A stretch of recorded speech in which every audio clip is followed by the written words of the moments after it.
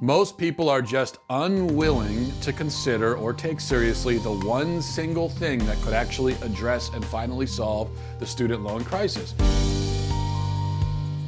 The real answer is obvious. It's what I already said. It's for fewer people to go to college. Universities have no incentive to drive down the costs of their tuition if everybody's going to keep going regardless. I made the analogy in my piece yesterday where I talked about, imagine that you're a denim company selling jeans, and imagine that you've discovered that everybody will buy your jeans no matter how much they cost.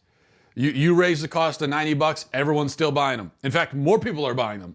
You raise them to $300, people are still buying them. So what are you going to do? Are you going to drop down the prices back down to $30 just to be nice? Or are you going to keep raising those prices because people are willing to buy it? Well, if you're a really nice person or a terrible businessman or both, you'll drop the prices just for the heck of it, just to be nice. But if you are focused on the bottom line, then you're going to have, if people want to mortgage their homes to buy a pair of pants, then you're going to be perfectly willing and happy to have them do that if it puts money in your pockets. And that's how colleges operate. So if you're thinking that colleges are run by really nice, generous, philanthropists, they're not. They're run by business people who want to make money. That's what it's about. College will become less expensive the moment that a preponderance of potential students start showing a willingness to not go, start showing a little bit of prudence and discernment.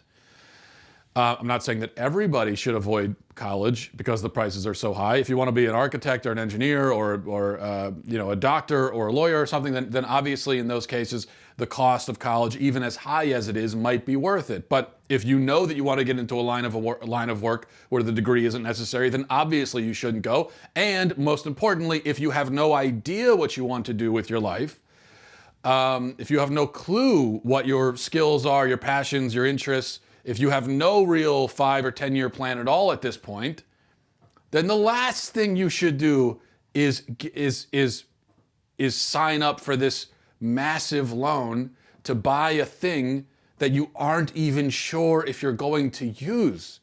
And even if you do use it, you don't at this point know how you're going to use it.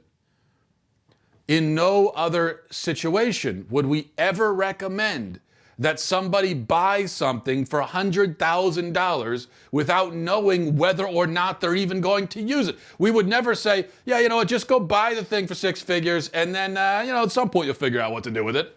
We would never say that. In any other situation, we should stop saying it with a college education. It is absurd. So that's my whole case. I think it's a really reasonable case. It's just, if you know that you're going to use this education and that ultimately it will pay off financially, then go do it. If you don't know that yet, then don't go to college right now. It doesn't mean never go. It just means don't go right now until you've figured it out.